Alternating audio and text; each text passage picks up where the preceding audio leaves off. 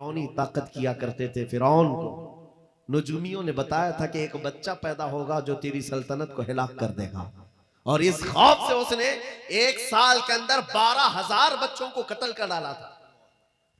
नजूमियों ने बताया था फिरौन के ख्वाब की ताबीर में 12,000 बच्चों को कत्ल कर डाला, लेकिन जो बच्चा इसकी सल्तनत को हिलाक करने वाला था वो मूसा अलैहिस्सलाम थे। पैदा भी हुए और फिरौन के घर में ही अल्लाह ने उनको पाला। आपको पता है, तफसीर उठा करके देख लें, जब हजरत मूसा अलैहिस्सलाम की माँ, उनकी विलादत का वक्त करीब आया तो तहखाने में गई, बेटा पैदा हुआ। हालात ऐसे थे कि फिरौन जो भी बच्चा पैदा होता जबह कर देता था। कुरान में आया युज़ब्बिहूना अब्नाअहुम व यस्तहयूना निसाअहुम, लड़की पैदा होती तो जिंदा छोड़ देते थे, बेटा पैदा होता तो जबह कर देते थे। अब मूसा अलैहिस्सलाम जब पैदा हुए तो क्या किया? खुदा की तकदीर और उसकी हिकमत के फैसले आपको मैं बता रहा हूं, तफसीर से ताल्लुक रखने वाली बात। अल्लाह ताला ने मूसा अलैहिस्सलाम की माँ के दिल में ये बात डाला कि एक लकड़ी के संदूक में इनको रख करके दरिया में बहा दो। और रबतना अला कुलूब, अल्लाह ताला फरमाता है कि हमने उनके दिल को बांध दिया, मजबूत किया। किसको? हजरत मूसा की माँ को। उन्होंने एक संदूक में मूसा अलैहिस्सलाम को रखा और दरिया में बहा दिया। मूसा अलैहिस्सलाम की बड़ी बहन बहते हुए संदूक का पीछा करते हुए जा रही थी, देख रही थी कहां गया है संदूक। सीधे फिरौन के बागीचे के किनारे जाकर लग गए। फिरौन की औलाद नहीं थी, फिरौन की बीवी वो बागीचे में टहलने आई थी, देखा एक संदूक आकर लगा है, गुलाब जैसा हसीन बच्चा है, उठा लिया, प्यार किया और लेकर के आई। फिरौन से कहने लगी कि हम इसको अपना बेटा क्यों ना बना ले। पहले फिरौन तो डरा कि कहीं वो मेरी सल्तनत को हिलाक करने वाला बच्चा ये तो नहीं है। बीवी ने कहा कैसी बात करते हो, ये तो दरिया से बहकर के आया है, तुम्हें पता नहीं मौला कहां से बहाकर तुम्हारी हिलाकत को लाए। तुम्हारी हिलाकत कहां से आएगी तुम्हें अंदाजा भी नहीं है। सुनो मेरी बात को। फिरौन ने बीवी की बात मान ली। मूसा अलैहिस्सलाम की परवरिश फिरौन के घर में हो रही है, फिरौन के घर में, और वो भी किस शान से। मूसा अलैहिस्सलाम पैदाइशी बच्चे हैं, दूध पिलाने की बात आई तो किसी दाया का दूध आप पकड़ते नहीं। मूसा अलैहिस्सलाम की बहन भी वहां खड़ी सब देख रही थी। फिरौन की बीवी से कहा मैं एक दाया को जानती हूं जिसका दूध हर बच्चा पकड़ लेता है, कहा बुला लाओ, हम शाही खजाने से उसे इनाम भी देंगे। वो गई और अपनी माँ को ले आई, अपनी माँ को ले आई। मूसा अलैहिस्सलाम अपनी माँ के गोद में गए, जैसे ही सीने से लगाया दूध पीने लग गए। बादशाहत में खुशी, और मूसा अलैहिस्सलाम की माँ को इनाम और इकराम भी दिया गया। हर बच्चे की परवरिश के लिए मूसा अलैहिस्सलाम की माँ को फिरौन के घर में रखा गया। तुम्हें पता है रब तबारक व तआला की हिकमत के फैसले। वमकरू वमकरल्लाह वल्लाहु खैरुल माकिरीन। मेरा रब फरमाता है काफिर मंसूबा बनाते हैं और अल्लाह खुफिया तदबीर करता है, और रब की खुफिया तदबीर गालिब आती है। मूसा अलैहिस्सलाम जवान हुए फिरौन के घर में, फिरौन के घर में जवान हुए। उसके बाद फिर आपने जब अपनी नबूवत के बाद दावत हक पेश की तो फिरौन जानी दुश्मन हुआ। उसके बाद जो हालात हुए आपको पता है। फिरौन मूसा अलैहिस्सलाम को मारने के लिए पूरी फौज लेकर पीछे निकला। मूसा अलैहिस्सलाम समंदर में चल करके आगे गए, रास्ते आपके लिए खुल गए। फिरौन भी उसी रास्ते पर आया। अल्लाह फरमाता है कि हमने समंदरों को मिला दिया, गर्क कर दिया फिरौन को। एक छोटी सी तारीख में आपको बता रहा हूं, 12,000 बच्चों का कत्ल किया इस डर से कि मुझे हिलाक करने वाला बच्चा ना पैदा हो।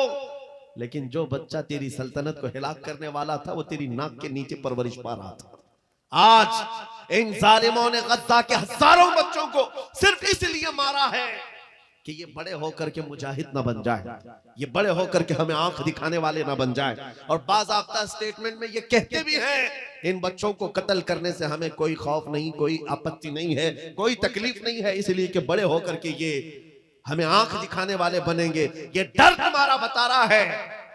कई हजार बच्चों को भी तुम कत्ल कर लो, लेकिन तुम अल्लाह की उस हिकमत से गाफिल हो। जालिमो, वो अनकरीब पैदा होगा जिसको दुनिया सलाहुद्दीन कहती है, वो अनकरीब होगा। मेरे अजीजों, आज के नौजवानों से मैं ये कहता हूं, तुम्हारे दौर में भी ये डरा सहमा हुआ जो माहौल लोग बनाने की कोशिश कर रहे हैं, अभी देखना और हालात खराब किए जाएंगे। हमारी हुकूमत आएगी तो मस्जिदों को तोड़ डालेंगे, मदरसों को तोड़ डालेंगे, इन जालिमों को लगता है तुम्हारे सारे बिल्डोजर में ही ताकत है। सिर्फ ताकत इसी का नाम है। राज मिल जाए, तख्त मिल जाए, उस वक्त कुछ लोगों के ऊपर जुल्म करना आसान है। जिस तरह चंगेज ने भी किया, हलाकू ने भी किया, बड़े बड़े जालिमों ने किया है, और उनका हशर भी तुम्हें मालूम होना चाहिए। इंशाअल्लाह वो वक्त आएगा जब खसो खाशात की तरह तुम बहा दिए जाओगे, अखबारों में तुम्हारा नाम तक ना होगा। और अगर कुछ बाकी रहेगा तो क्या रहेगा? न घबराओ मुसलमानों, अभी खुदा की शान बाकी है, अभी इस्लाम जिंदा है, कुरान बाकी है। ये जालिम काफिर क्या समझते हैं जो रोज हमसे उलझते हैं? अरे अभी करबला का आखिरी मैदान बाकी है। नारे तकबीर, नारे रिसालत, मुहाफिज़े नामूसे रिसालत, मसलके आला हजरत। नौजवानों, इस यकीन और के साथ और ईमान के साथ अपनी जिंदगी को आगे बढ़ाओ। खुदारा मैं तुमसे कहता हूं, अगले दिनों के बाद जब तुम्हारे इम्तिहान का वक्त आएगा, हर उस्ताद अपने बच्चे को इम्तिहान की तैयारी करा रहा होता है। बेटा सवालात ऐसे आएंगे, टाइम इतना होगा, स्क्वाड भी होंगे, चेक करने वाले एग्जाम हॉल में बार बार आएंगे, तुम्हें देखेंगे। उस वक्त तुम खौफ से अपने हाथ में कपकपी नहीं पैदा करना, दिल को जमाना और अपना इम्तिहान मुकम्मल करना। यह हर उस्ताद अपने बच्चों को तरकीन करता रहता है।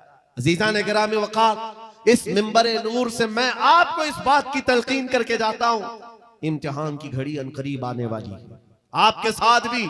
और जो इम्तिहान तुम्हारा होगा वो इस्तिकामत का इम्तिहान होगा, तुम्हारे ईमान पर जमे रहने का, तुम्हारे डटे रहने का इम्तिहान होगा।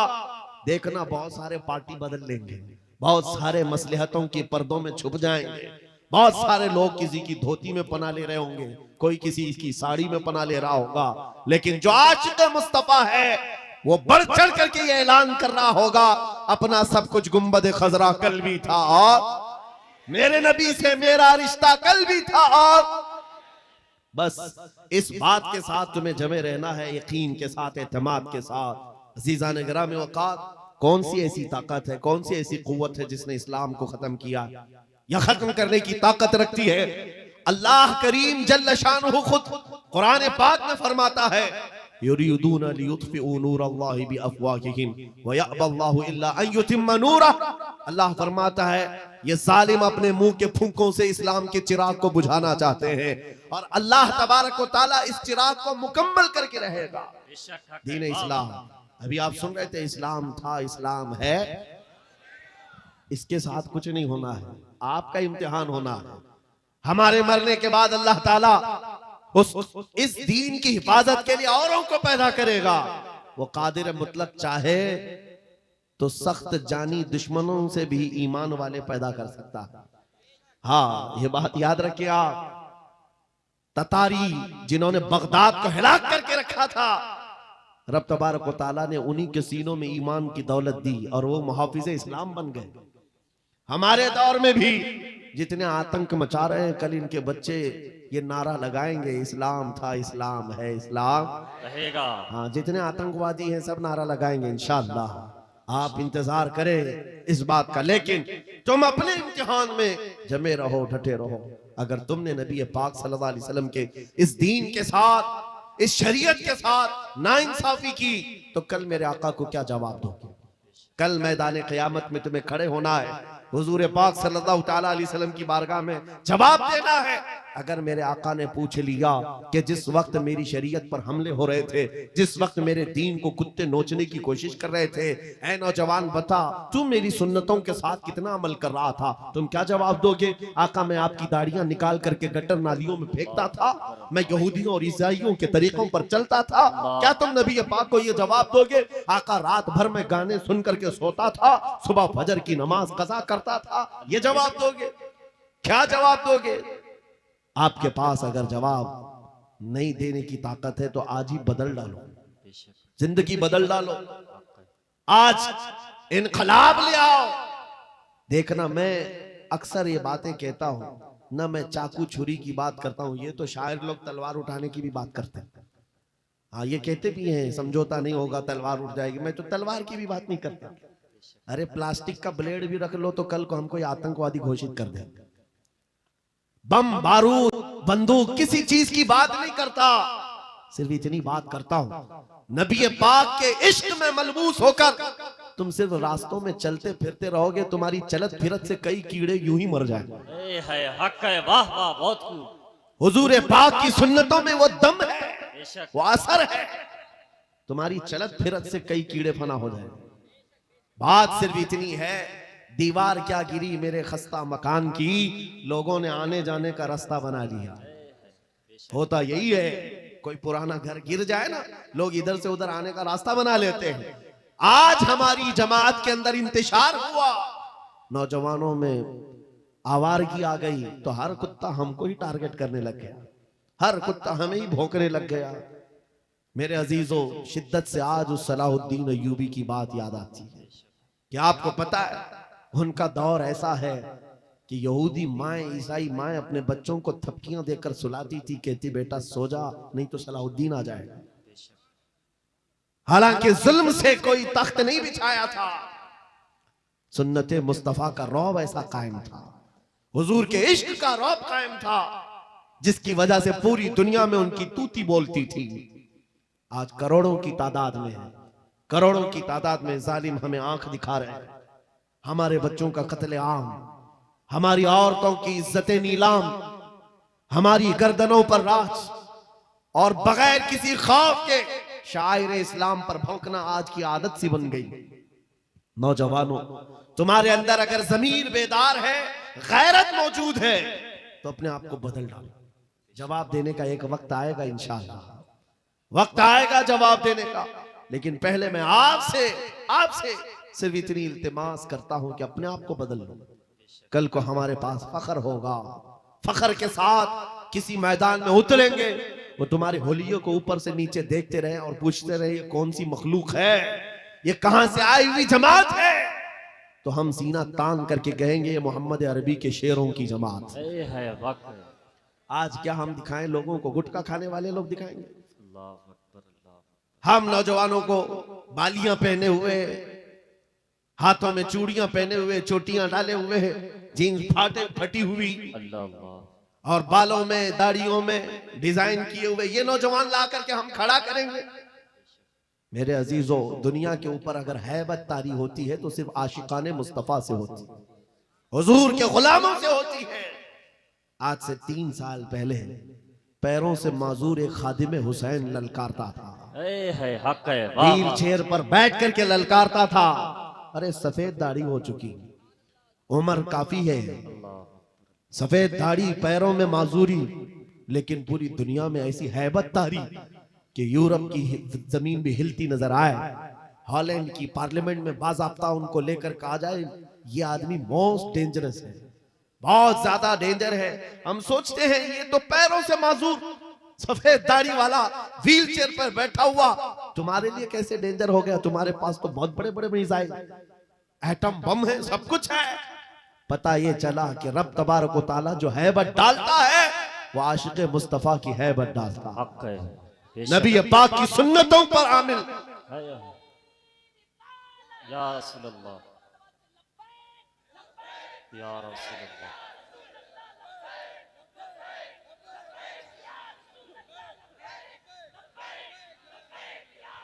सैयदना उमर इब्न खत्ताब रज़ियल्लाहु ताला अन्हु का दौर है। सहाबा इकराम एक इलाके को फतह करते हैं, वहां का जो गवर्नर था, वहां का जो सुल्तान था, वो गिरफ्तार हो गया, दूसरे मजहब से ताल्लुक रखता था और उसने तलवार उठाई थी, इनके खिलाफ कैद हो गया। लेकिन जब कैद होकर के आया तो जाहिर सी बात है हमारे खिलाफ तलवार उठाए थे, अब फंसे हो तो मार खाओगे, अब तुम्हारी मौत होगी। लेकिन मुजाहिदीन इस्लाम थे, हजरत उमर के पास पेश किया, कहा कि इसका क्या करना है? कहा अगर वो इस्लाम में आता है तो उसकी जान बख्श दी जाए।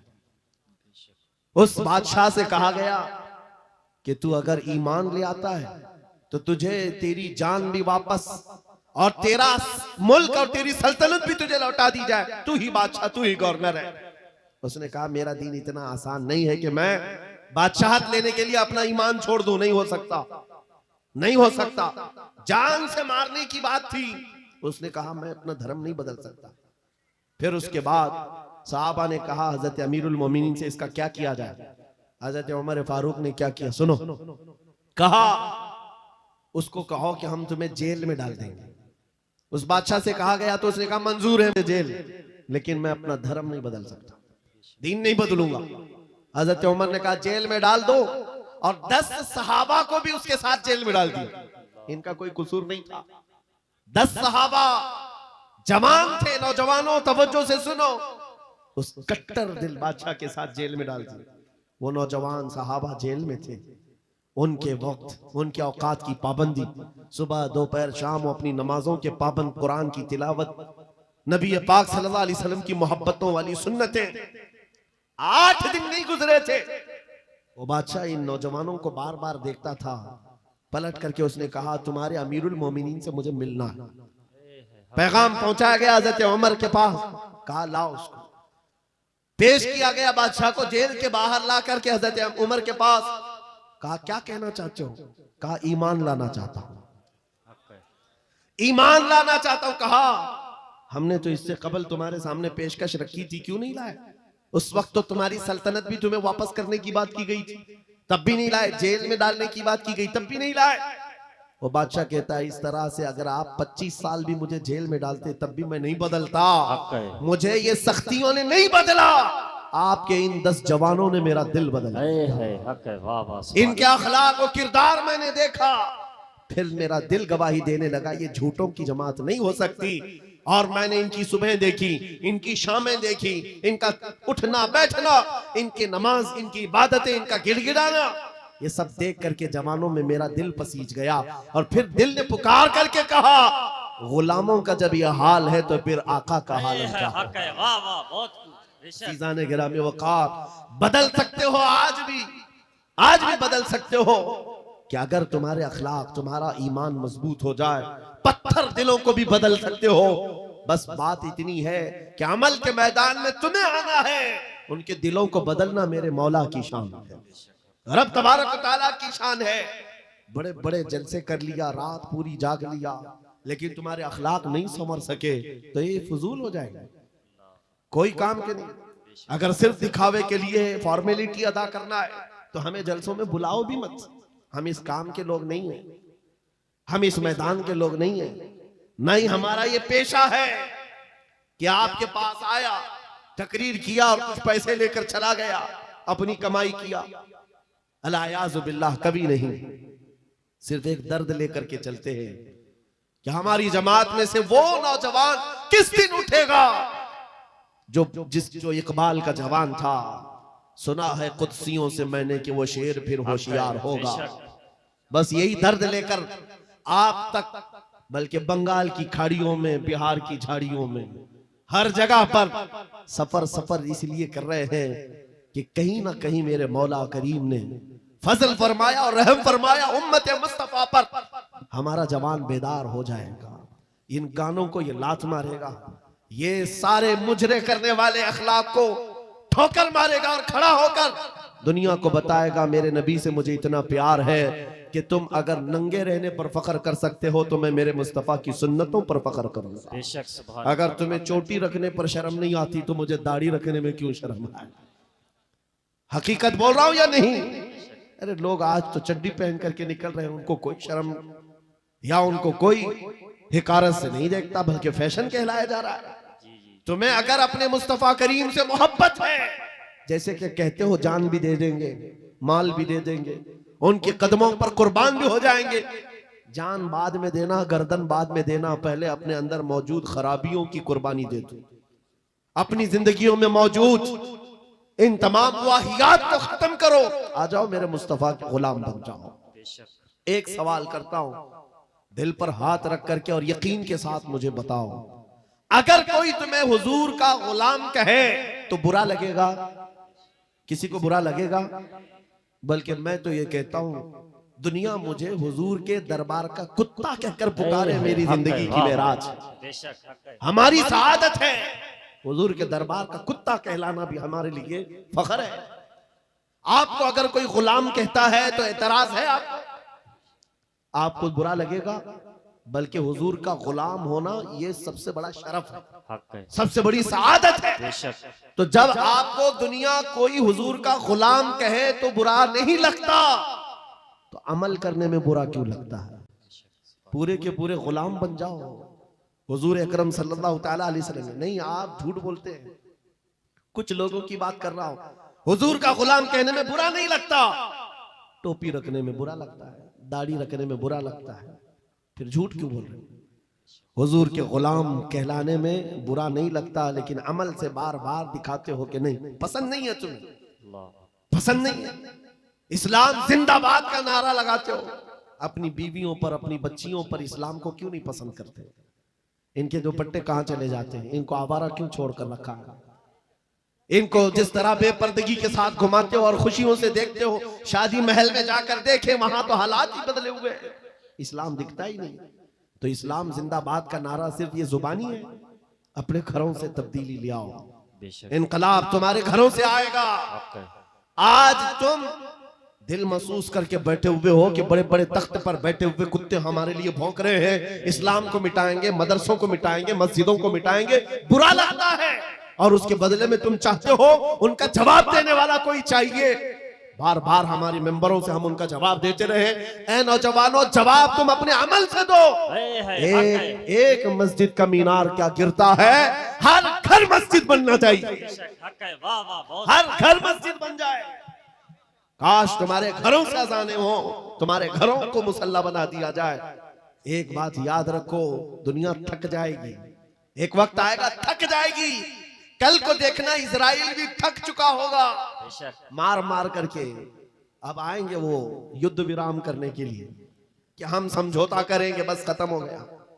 जितनी ताकत थी झोंक दिया, मार मार करके थक जाएगी दुनिया। लेकिन हमारी शरीयत का, हमारे दीन का एक मिजाज है, कितने गाजी मारोगे, हर घर से गाजी निकले।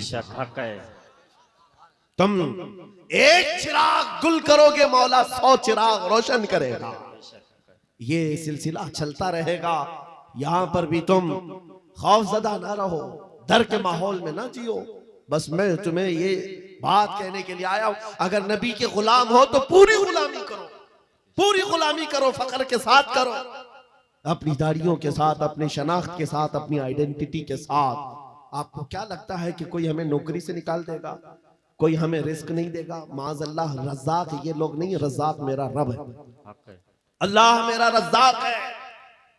एक छोटी सी कम्युनिटी ने अपनी पहचान बना ली पंजाबियों ने, और वो अपनी आइडेंटिटी को लेकर के चलने लगे, और दुनिया पर उन्होंने छाप छोड़ा कि हम जहां रहेंगे अपनी शनाख्त के साथ रहेंगे, समझौता नहीं करेंगे। दुनिया उनको एक्सेप्शन देने लग गई कि हाँ ठीक है, तुम इसके साथ ही जियो। ऐ मोमिनो, तुमने खुद छोड़ दिया अपनी चीजों को। काश उस सहाबी रसूल की बात मैं तुम्हें बताऊं। हजरत नौमान एक सहाबी, एक बादशाह के पास उनको बुलाया गया था, हुजूर के तर्जुमान बन करके गए थे। और जब उस बादशाह के पास आए, काफिर बादशाह था, एक सहाबी की बात, उसने कालीन बिछाया, और कैसा कालीन था? रेशम का कालीन था। रेशम का कालीन, बहुत महंगा कालीन। और जो कुर्सी बिछाया वो सोने की कलाई की हुई कुर्सी थी। जब सहाबी रसूल वहां पहुंचे, देखा रेशम का कालीन है, अपनी तलवार से फाड़ दिया, कहा उठाओ इसको, जमीन पर चलूंगा। जमीन पर चलकर आए, कुर्सी देखा सोने की रखी,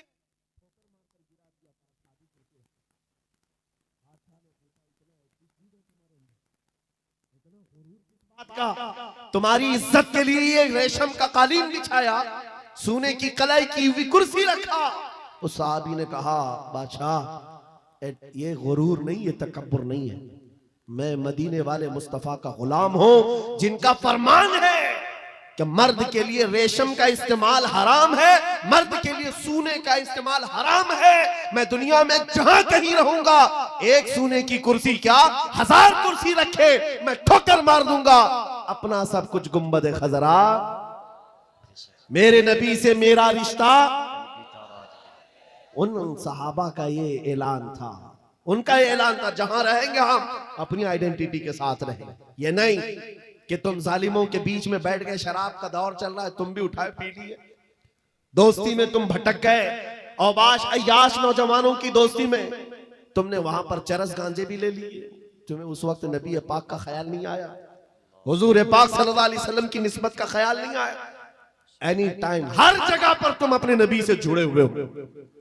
आज ये अहद करके उठो, जिंदगी के जिस शोबे में भी जाऊंगा